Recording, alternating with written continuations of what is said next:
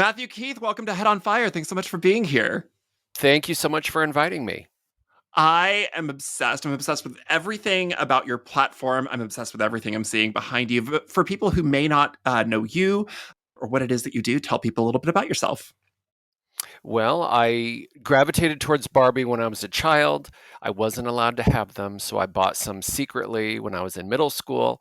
And then when I was an adult, I started collecting. So once iPhones could take close up pictures, I started taking a lot of photos for Instagram.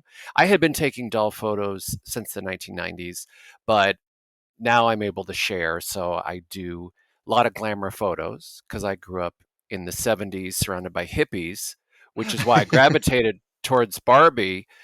Uh, She looked like me with blonde hair and she had bright Wow. colors, and it was the opposite of all the earth tones I saw in the hippies around me. So, anyway, that explains why it's glamour and like dolls wearing business suits and ball gowns because I didn't see those as a child. So I'm Dolls on the Brain on Instagram and TikTok, and it's a lot of glamour photos, like I said. And also I do Ab Fab, Golden Girls, 30 Rock, clips like that that I do with the dolls. My brother and I used to do stop motion growing up. That's My amazing. undergraduate degree is in film. So I do some stop motion, but usually I just do puppetry instead. So I'm always really curious about like particular pieces of culture, particular pieces of pop culture. Like I'm a big comic book fan. I'm a big geek. You can see some Marvel stuff over there, and I'm always fascinated by what we gravitate towards because I think that pieces of pop culture, I think sometimes they get written off as supercilious, as fluffy, as not serious. But I very much disagree. I think that they are reflections of who we are and tell us things about ourselves. What do you think Barbie, but dolls maybe largely tell us about ourselves? What conversation are we having with ourselves through the medium of dolls? Yeah, and like you said, people may dismiss pop culture, but if it resonates with people, obviously there's something there.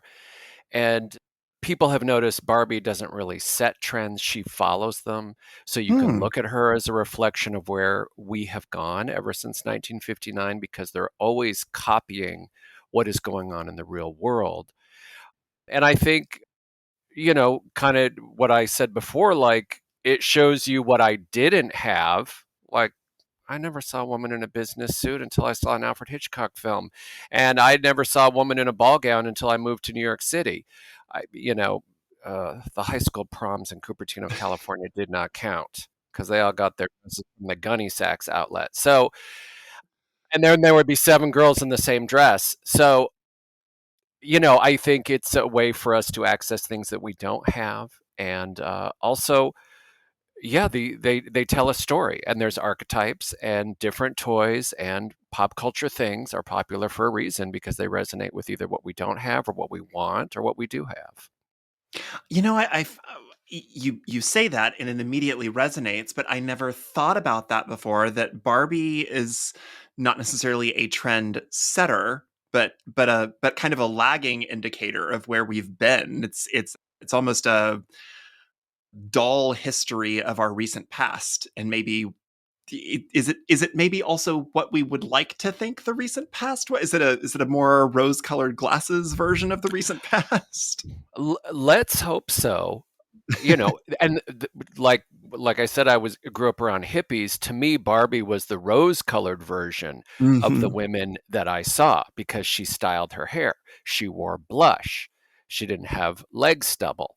So I think it's definitely the rose-colored version, but of course, Barbie has made fashion mistakes, as have we all. So speaking of Barbie and mistakes, on Barbie specifically, when it comes to dolls, Barbie is kind of, empress of all.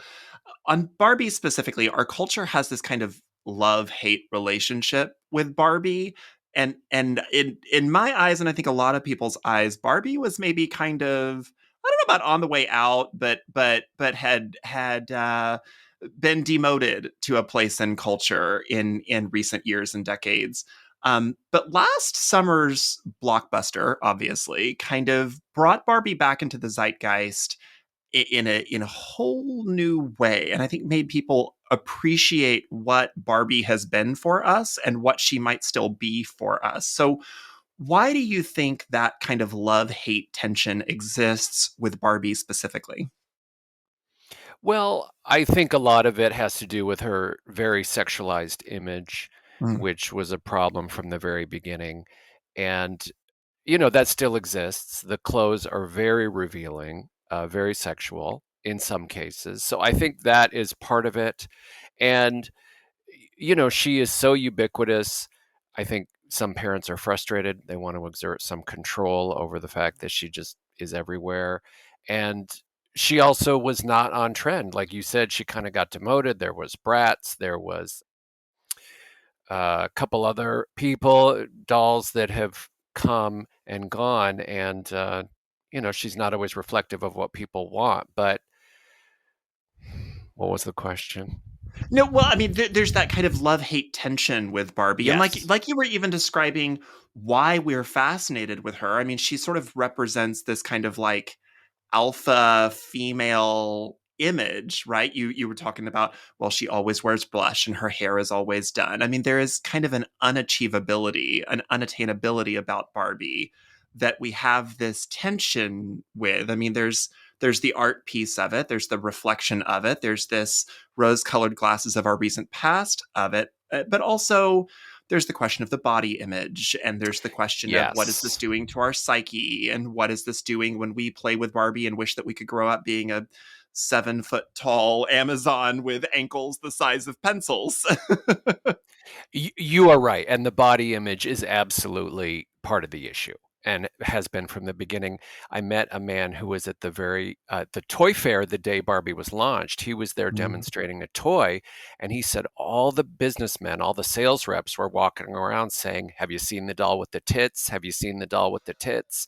So Wow. so obviously her body has been an issue since the very beginning, and they've modified her body multiple times, but it is still the ideal for many people, and that is frustrating. But, look at art, look at sculpture. Mm.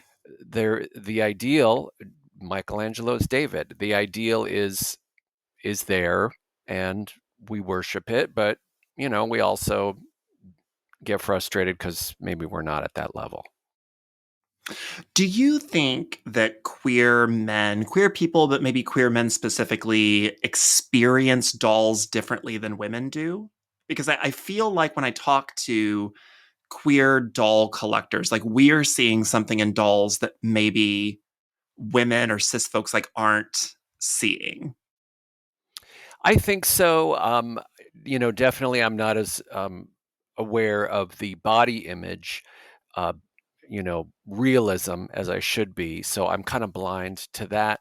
But I think it can be an expression of the glamour or style that is missing from the life of, most men. Men's fashions are very boring. They don't Mm. change very much. We don't get as many opportunities to explore, perhaps, as women. Okay, maybe I'm just showing off how I was socialized into behaving a certain way, and I could be wearing, makeup and a glitter tube top right now. But I think I think it's sort of an escapism, similar to doing drag. And there are several drag queens now that we know that are doll collectors. So I think, and especially for me, because I was trying to, you know, cleanse my mind of all the hippies, it was a glamorous gateway into an alternate world. You know, a little over 10 years ago, I found an article that you wrote about the perils of dating as a gay man and a Barbie collector. I remember growing up in that sort of deeply conflicted era of the early 2000s when internalized homophobia had this like vice grip on queer culture and gay men specifically. But it does seem like there has been kind of a seismic culture shift. Queer men have been embraced as beauty influencers, beauty vloggers. It's now much becoming much more common to wear skirts and dresses on red carpets and all over social media. And we're allowed to occupy a space that is both redefined masculinity and reclaimed femininity. And all of that said, how do you see this shift in culture, especially in the queer community, and the way that kind of we interact with that middle ground of redefining masculinity, femininity? And does Barbie play a role in that? I love it. It's great to see. I do see pushback, but hopefully we keep moving in the direction that people are able to embrace masculine, feminine, or non binary roles and identities. I do see it in the doll world in some of the designs that are coming Mm, out from Integrity Toys and Mattel, especially the designer Carlisle. I don't want to mispronounce his last name, it starts with an N, is doing things that are more it's not traditional. So it's nice mm, to see it trickle down. And like I said, Barbie and Ken definitely followed trends, and some of that is coming in. And there have also been some dolls that appear a little bit more gender neutral. Like there was a Skipper doll wearing overalls with green hair. So that's really great to see represented. And Mattel did an entire line of dolls called the Creatable World dolls that could be mhm, boys or girls. They came with wigs and male and female clothes. The line apparently lost money or was not successful because they discontinued it, but it's a great reflection. And I know a 7-year-old boy who was very happy to see that, said, "It looks like me." And he had the one mm. that resembled him, and he often put the long wig on and transitioned it to a girl. What I love about it, I mean, obviously, we are still talking about a big, massive corporation when you talk about Mattel and Barbie specifically. It's a huge property. The movie wouldn't have made $1 billion if it wasn't. And so obviously, I don't wanna like, I don't know, infantilize the billion-dollar industry, but it is nice to see that they are trying here and there to to reflect people back to themselves. And like you said, it might be a little bit of a lagging indicator there, but it is nice to see that, different types of bodies, an expanded set of skin tones, hair types, skin types, and Hmm. all of that is being reflected. It was really beautiful to see in the Barbie movie. We had Barbie in a wheelchair, trans Barbie, the president Barbie is a black woman. Like, it's wonderful to see them at least trying here or there. Now, obviously, capitalism still has to get involved. If it doesn't make money, they're not going to do it because they're not running a charity. But Hmm. it is nice to see them doing it, and if they do it, other people then kind of get to be allowed to do it, and that's nice. Exactly. Yes, it's wonderful. It's really nice that it's so inclusive, and it was, overdue. Now, speaking of, money and not running a charity, like any kind of collectible, accessibility into a collection world comes with financial ability. You can pretty much obtain whatever you want if you can pay for it. That inherently feels like a gate that is kept. What are your tips for somebody who would love to collect while being on a budget? That's a great idea because yes, absolutely, and some of the collectible dolls and the Barbie convention is several $100s. I would start with what is called playline or mainline dolls, the dolls you see in Target or other stores, and just buy what you like. That's Barbie was not collectible for many years. It was intended as a children's toy. That's what I started with. That's what pretty much all the collectors I know started with, just buying the dolls that are out right now in the stores. And sure, I cut off ribbons and bows and restyled their hair, trying to make it a little bit less over the top, more, simplified with what I wanted. And there's lots of great YouTube, Instagram videos about modifying dolls. And there's lots of sellers on Etsy. So you can start at the same level as children with what's available right now and then modify it if you want it to look different. I want to talk about modification because I have seen when I do see doll content, because I think, as like a generic geek, you get fed a lot of different, the algorithm is like, Hmm. hey, might you also like this? But I do see I see it more in like the like Marvel action figure collector space where like a toy is put out and it doesn't look exactly like the character. So I Hmm. see a lot of like modifications done, like where people like will just wipe the face off and repaint it so it looks more like a character, or repaint it to fix a printing mistake or something on the face. What do you think about that? Like, just from a I don't know. Like, do you view yourself as more of like an archivist? Like, no, I must preserve the original thing, or I see you shaking your head. Absolutely not. I mean, I take them all out of the boxes because if they were in the box, it would be like I was a child and I couldn't play with it. And there's people that do that. There are archivists, non-deboxers. I will change the hairstyle. I will wipe off eyeshadow with nail polish remover. I will do whatever I want. It's there to be played with. And like you said, it's a mass-produced commodity. It's not the last one on the earth. I can do whatever I want, and there will still be, the day to night Barbie in the box for somebody to appreciate. I love that. So I have you ever done that with it all? Do you have your own little modification system? Like, I know that you said that you will wipe off eyeshadow. Have you ever done like a big giant transformation? I my father has Parkinson's. I don't think I have it, but I do have a coffee addiction, so my hands are not steady. So I am not going to paint anything. My boyfriend does paint dolls. So he's done a few things for me. The most I do is hair or removing excessive makeup. I used to do a lot of hair with my very first Barbie friend, Johnny, and I don't really have the patience for it anymore, but I will definitely like condition their hair, because I don't need it to look like they just had a shock treatment. What's funny is,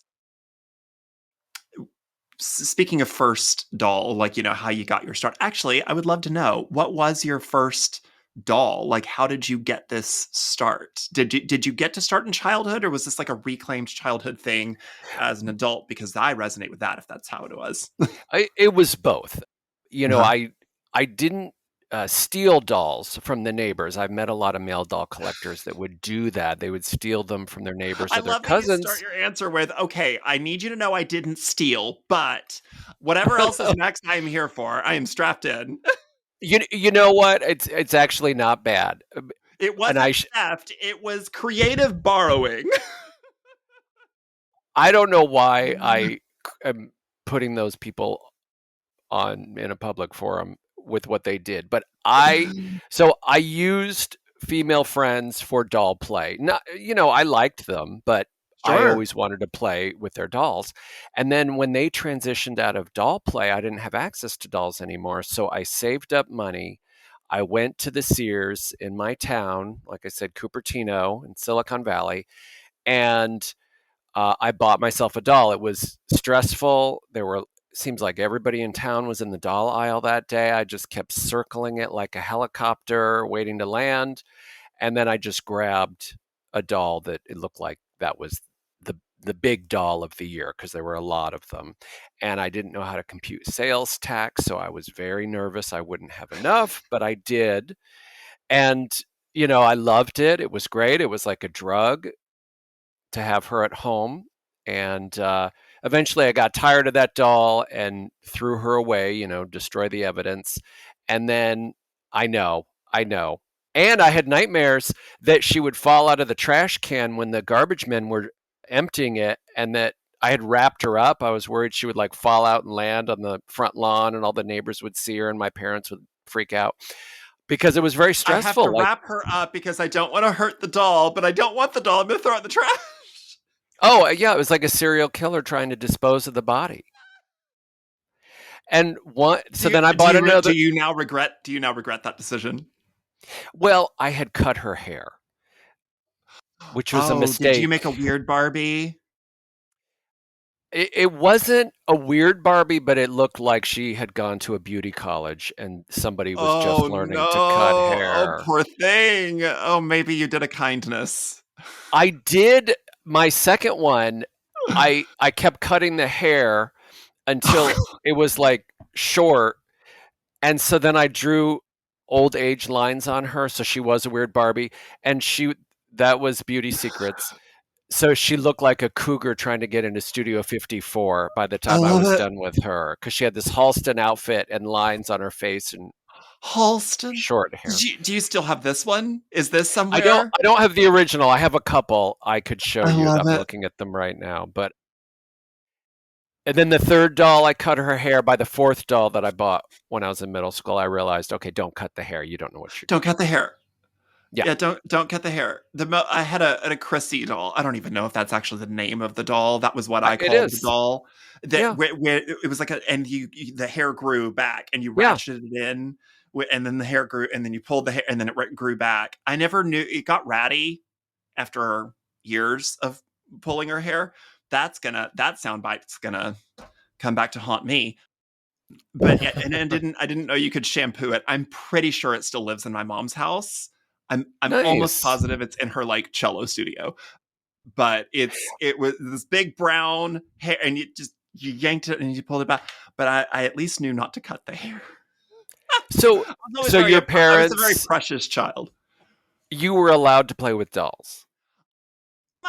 That is that's a great question actually. I don't know. I don't I that's a it's a weird thing to answer because I wasn't like if they were around, I wasn't like prevented from them, but they were not purchased for me. Like the Chrissy doll came from Okay. my grandmother's house. Like she found it at an antique store or a garage sale or something. My grandmother loved garage sales. Oh my god, love garage sales. I like when we were babysitting some kids or something like that. Like if the daughter had Barbies, I would definitely play with them. Now, what's funny is my uncle loves to tell this story.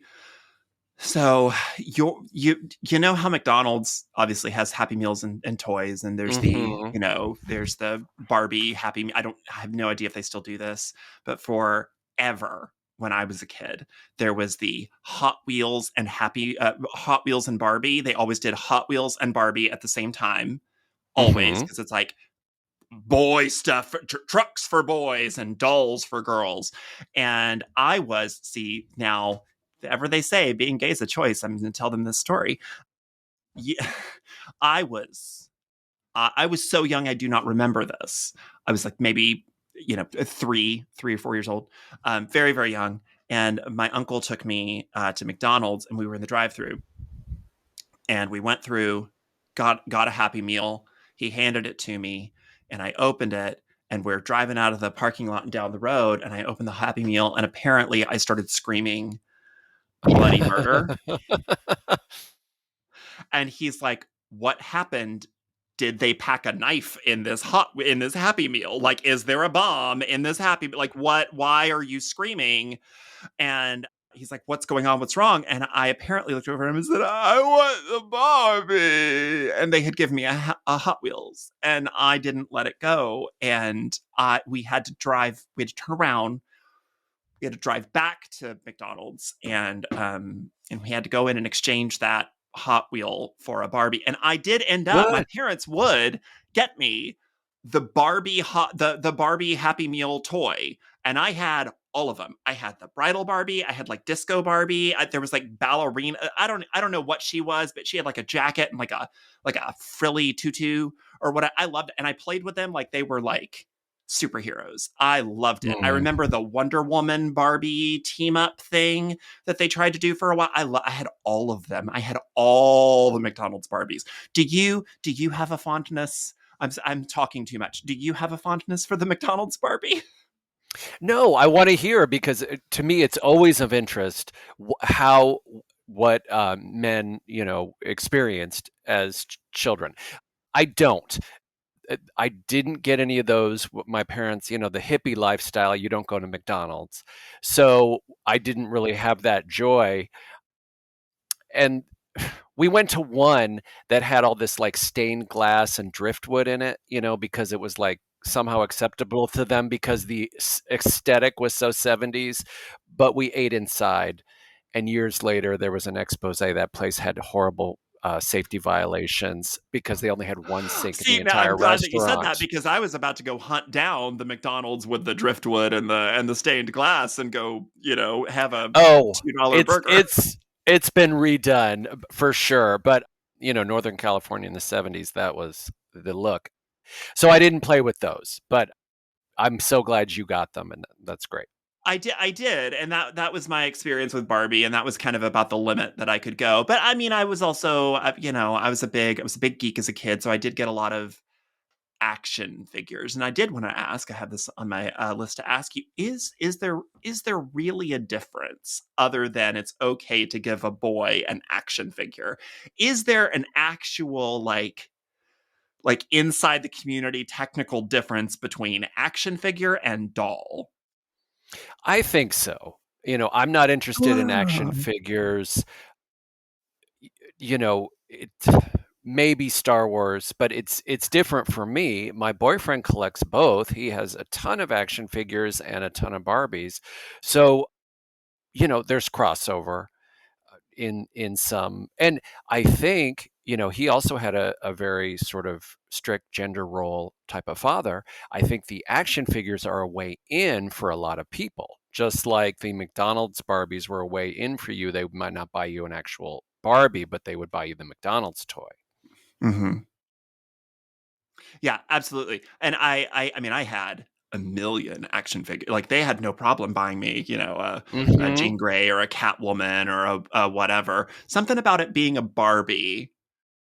Now what's funny is I did get a Ken. They would buy me a Ken. I do Yep. have pictures of me holding on to my Ken. And I remember, obviously I don't know like the name of the specific Ken, but I do know that he had this like white one piece, like white pants and like vest thing that I think was supposed to be the underpiece of a tuxedo, and he had a purple sparkly jacket. And I remember I would Uh-huh. take the sparkly purple jacket off and just let him like have his guns out, and I would hold onto that thing for dear life, like it was driftwood in a storm. I loved that thing. I have no idea where it is now, but I have photos of that with my when I was a kid, like with my granny, just me holding on to my Ken. That they would get me a Ken. I did get a Ken. Some collectors use that as a way in, and I would love to see that photo. You should post that. And I think I I know will which doll you're 1000% do that. talking Yeah. about. Did he Yeah. have brown hair? I mean, it was like the early 90s or late 80s, early 90s. So, I mean, it was Hmm. that like, I feel like it was that color of hair they gave all the men at the time. It was like the Oh, ash dusty, dirty blonde. blonde. Yeah, the ashy blonde. It's not brown. It's not blonde. It's whatever color our paint can spit out. I feel like Yes. every male action, whatever, had that color hair at the time, For which was so great many because it was my years. color hair. That ashy blonde, that's my color. Mine too, back in the day. But to me, it's boring. I want blonde or brunette. I love Nothing it. in No, between. no red, no red hair Oh, no, Barbie. I love red. I love red. So, what do you look for when you are out there choosing a doll? Like, what catch? At this point, you have a lot of them. So, I would imagine that you either just become somebody like once you build up a collection, you either become somebody that's like, well, I have all the others, I might as well have that one, or you become somebody that's like, okay, well, I have all the others, I don't need that one, so it's got to be really something special for me to take it home. Where do you fall on that spectrum, and what triggers you to say, oh, that's for me? Yes, I'm not a completionist. I don't buy all of the holiday Barbies or any line. It really has to be something that I like, because I figure it'll make someone else happy. I don't need it. It's a variety of factors. When I first started collecting, everything was the superstar face, which is sort of a kind of a grinning idiot face. They had this big smile. So I Uh-huh. do like dolls that have a closed mouth, so it's more neutral. And then, you know, anything that is what I didn't see growing up. I'm not going to buy boots. I'm not going to buy jeans. I'm not going to buy anything like a brown suede jacket for Barbie, anything fringed, no ponchos. It's going to be the ideal business suits, ball gowns. You know, I do like blonde hair a lot because that's what I had as a child. That's what I first saw.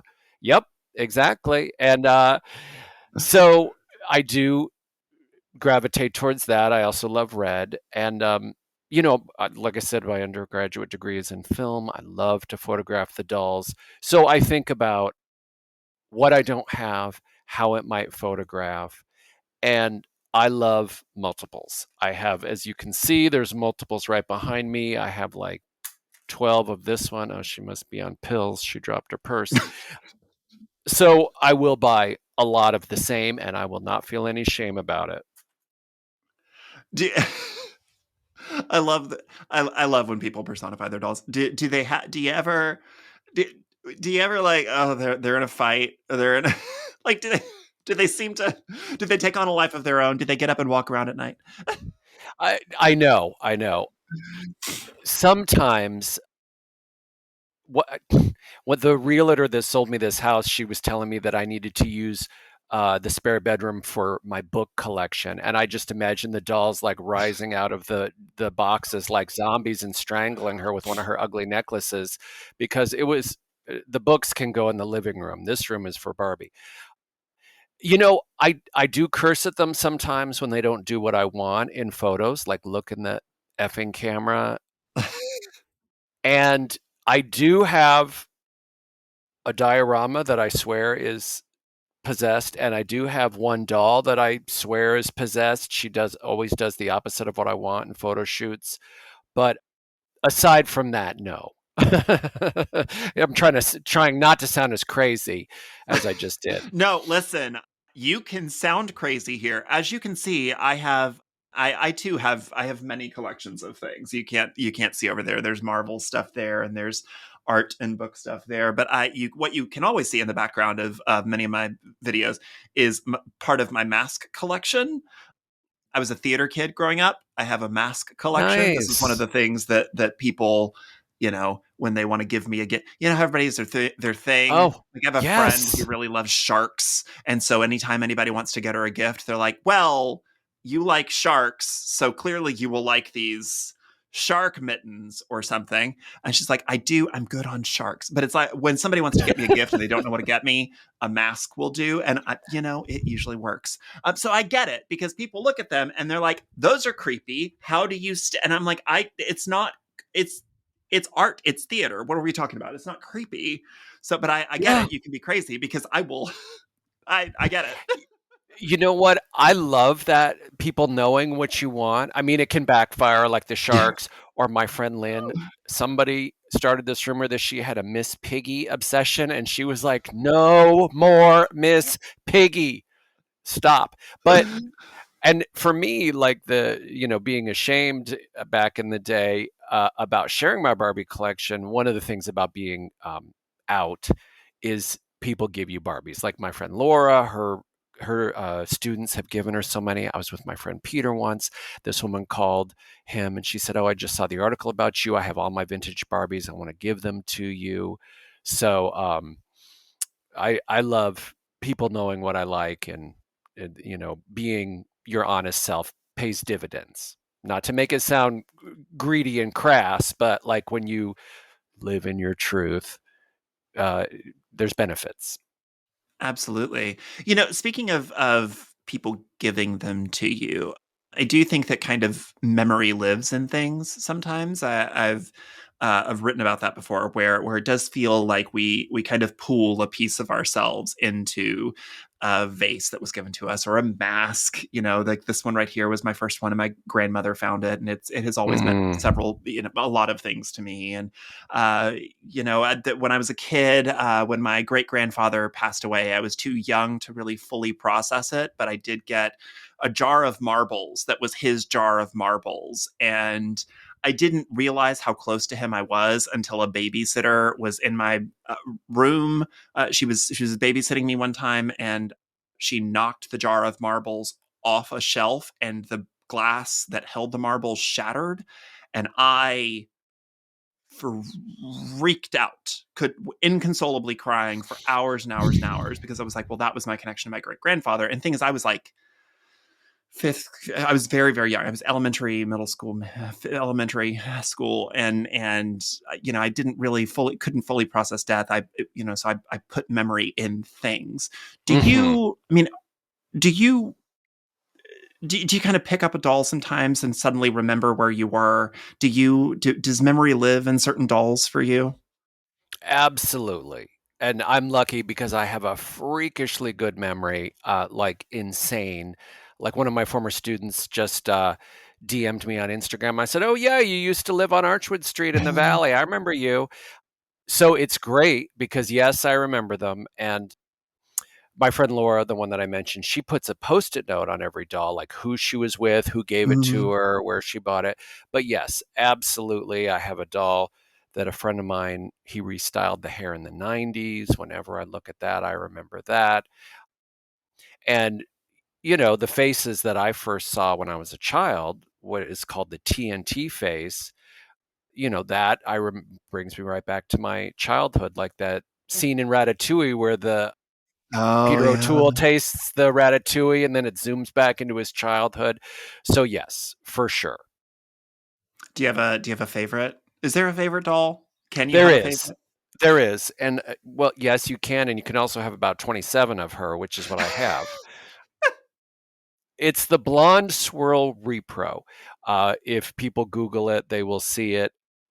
For those people watching, I know she's in here because there's 27. Let me grab her. I probably don't even have to get off my chair. Yes, there she is. So that is my favorite. It's just beautiful doll, looks great and everything, and I not am a living hippie. for. I can't see her very clearly, but it is what I imagine the witch from The Lion, the Witch, and the Wardrobe would look like. The giant ball gown behind you is gorgeous. Oh Oh my yes, gosh, that looks like exactly. Aurora. Yes.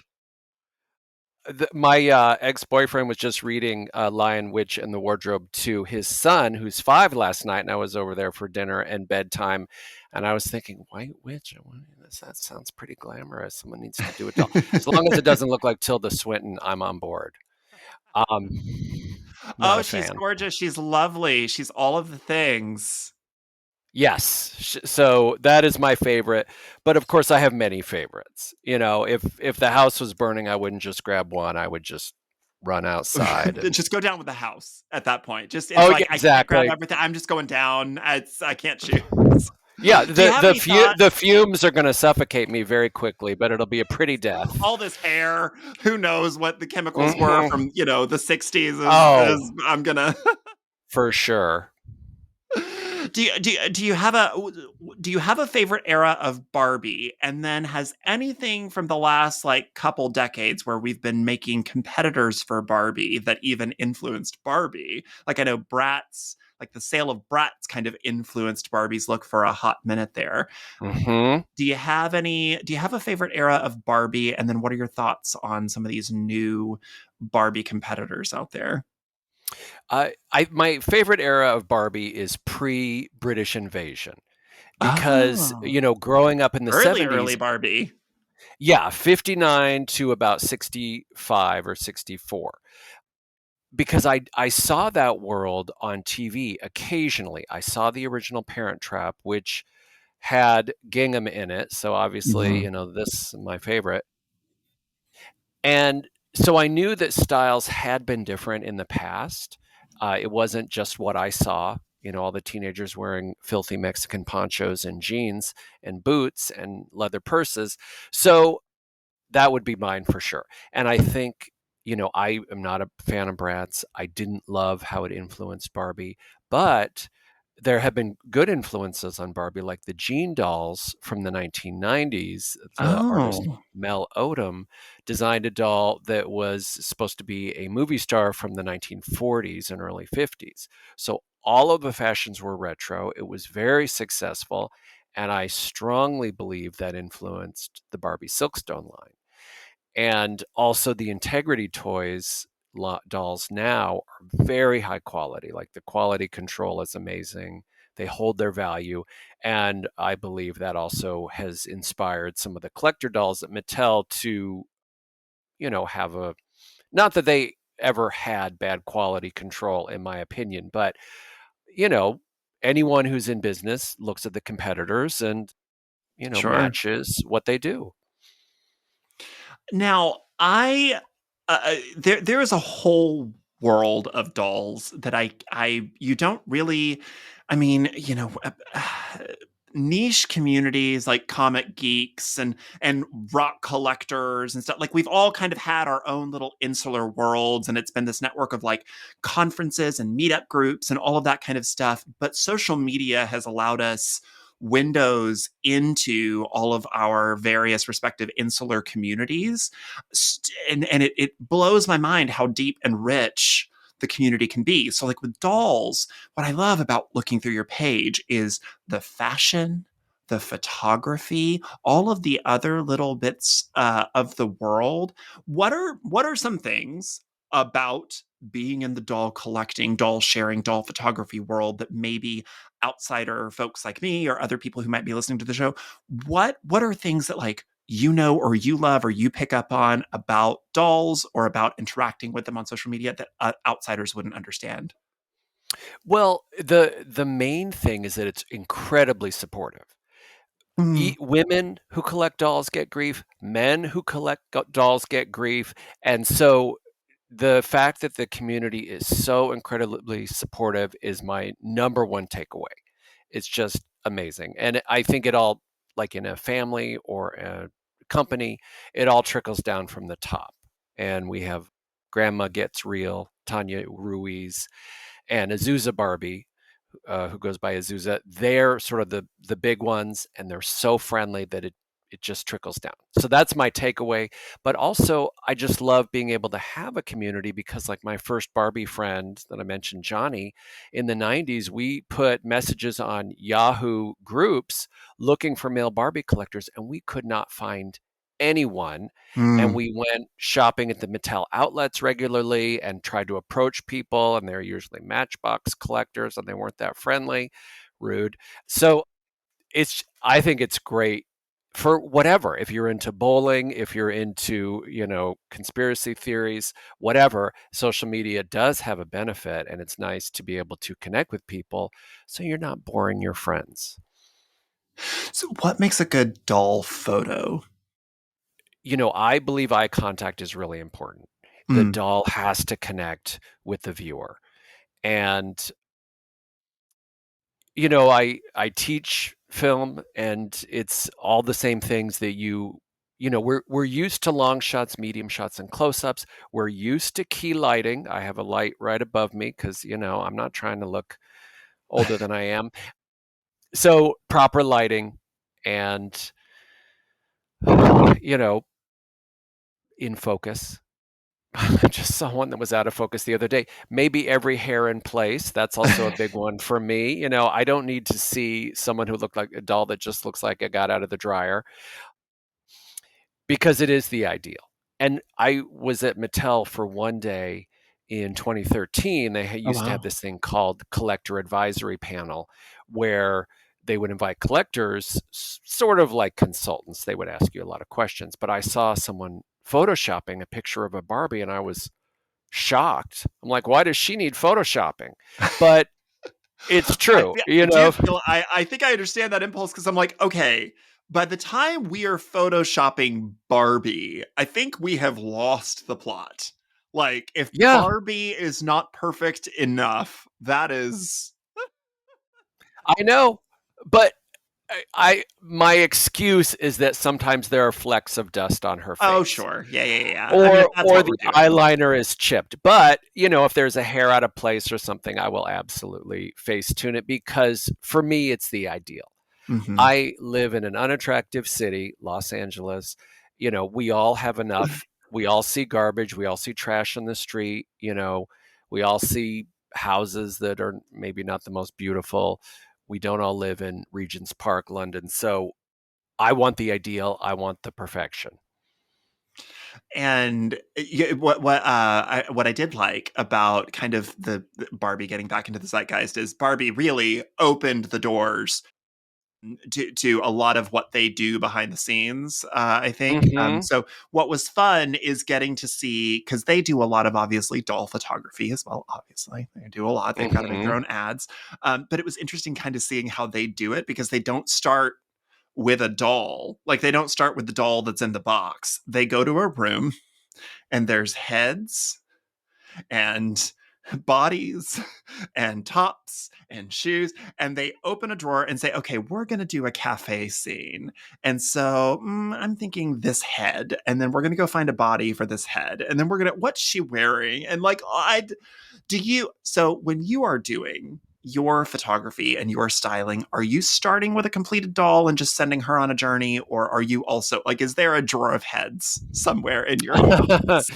I wish. I mean, they are the ideal. I love that drawer of heads that they've shown, and you notice they use a lot of dolls with closed mouths, which is what I Mm-hmm. like because then we learned in film school like you can project an emotion onto a blank face. It Yeah, just that's true. depends on the Yep. context. So it starts with all sorts of different things. I did something recently that was based on a Subway ad I saw in the late 1980s, or vintage films. You know, I love old films, or it can be a doll, or it can be like a what I think of like a gag picture, you know, like a joke or a meme that I'm doing. It's all sorts of different things. You know, I'm very visually oriented. I think because as a child, my exposure to Barbie was so short, or exposure to stylist people was so short, I would kind of go into this mode where I was just very, very observant at certain times. So it's all of the above. I is there anything about the world of doll collection or just dolls in general that people would be surprised to know that maybe we don't? Well, that people buy multiples, you know, they it does add up. It is not an inexpensive hobby, but you know, packs of cigarettes are $12 these days. So, you know, and liquor is very expensive as well. So I think the cost and I think the number that people have. I Sure. know a lot of people are not willing to display all of theirs, or they can't. I hear a lot of times that people don't have the room. Mm-hmm. And, you know, I think because they get grief from boyfriends, girlfriends, husbands, wives, children, which I've heard more than once, you know, that they don't show them all. So I think, you know, if you ask a doll collector, how many do you really have? You might be a little surprised. So I will say one of the few actual Mattel Barbie products that I own is the Tin Man. Because we did the Wizard of Mm, Oz and I played the Tin Man, so everybody in the cast got, because at that year Barbie just so happened to be celebrating the something something anniversary of the Wizard of Oz, so they had a beautiful line, and I've looked up this mm. line before, and apparently this particular line is quite valuable, and I should have done the smart thing and bought all of them, and I did not. I have the Tin Man, and it's signed by everybody that was in the cast, so of course now that's worthless. Oh, Yeah. So, but my it's question, not worthless. It's worth more. oh, maybe if I liked those people anymore, but I just You can take it off with acetone, nail polish remover. that is a very good, that is a very good reminder. So, do you have Barbie's done a lot of collaborations? Are you at least a purist in the sense that like no, I only like Barbie when she's Barbie, or is it like I like Barbie when she's also Glenda? Do you have a an opinion on Barbie collaborations? And if so, if you like them, do you have a favorite?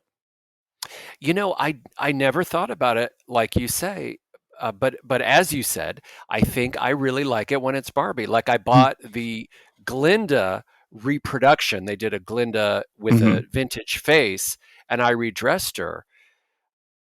You know, I love the collaborations. I have the Mad Men dolls. Oh, fun. I And didn't know they did that. yes, well, and I use the Roger Sterling one as my mini me because, gray hair, it fits. I was gonna say, I'm seeing no Ken representation behind you. I just, I justice for Ken. I I I know. I got grief from some collectors on Instagram because I had all my Ken dolls on the floor. Like Barbie is up here and it's like Where he back of the belongs. back of Where the he bus belongs. for Ken. I know. When I was at Mattel that one day they said they sell, maybe this is outdated, but in 2013 they said they sell one Ken for about every 9 Barbies that they sell. And Wow. I mean, I have that makes sense. He's still it not as does. fashionable. I mean, you would think, especially with everything that we've seen with like Billy Porter and Eugene, like just all the great Yeah. men who are giving us fashion. You would think that maybe, like, I know that they do lagging indicators. I know you talked about that. And I know that it's like, it's not necessarily a reflection of where we're going. It's a reflection of where we've been. But I'm like, we've been here for a minute now, babes. Like, y'all could give Ken something Yeah. interesting to wear at some point, because what I'm reflecting, what I'm hearing from you a lot is Barbie is this ideal. Barbie is this world of beautiful clothes and beautiful destinations and beautiful homes and kind of a perfect ideal that we're just never really going to get in the world. And we understand that it doesn't reflect. We don't live in this world. None of us, Yeah. we're not going to live in this world. It's an escape, and I appreciate that. It's And it's an Vogue imperfect magazine. escape. Yeah, it's an imperfect escape. It's a well, she's not photoshopped, but it's kind of a photoshopped escape. It's what life would be like if none of the flaws were there. And so I get that. But Ken deserves some of that sparkle. Like, he's been around a minute. I feel like he I deserves something. I agree. And they have always test marketed a lot of things with children. I don't know if they still do that, but I strongly suspect it. It's like sometimes the kids are wrong. Just override the kids. Give us the boy in the dress, okay? That's the boy in the dress. If Yeah. you did Billy Porter doll in that Oscar Oh, gown, that yes. I would buy. I'd buy it. Eugene. Oh gosh, I'm Eugene Eugene from. Levy. Yes, Eugene. No. Eugene from Try Guys, and I'm forgetting on his last name, but he just did this beautiful Mm. red, and he had the red bell bottom flare pants and the boots, but he had this beautiful like skirt train thing that came off. Oh my god, I want to wear that so bad, except I want it in white. Oh man, I love it. But no, You know I'm what just they talking. did with the I'm just talking about men's the fashion. well, hey, that's awesome. They did with the Weird Barbie. They made people pre-order it before they manufactured them. So they could do something like that. If they don't think it's That's going to yes. sell, they could do the Billy Do they Porter still? dress. I haven't looked, and I probably could. This would be an easy Google search, but I do remember when I was in like high school, college, they used to do like a design your own Barbie. Like, you could go to the Barbie website and you could kind of like design your Mhm. own on the website. Do they still do that? Like, can I go I buy myself as a Barbie as a I Ken? don't know if they do right now. They have done that off and on, Oh, okay. but that's something worth checking out. Yeah. Yep. I would love that. You know Well, what most people do is they just hire somebody to do it for them. oh yeah, I should. Maybe one day. I'm gonna Okay. get that next book deal, and I'll go get myself a.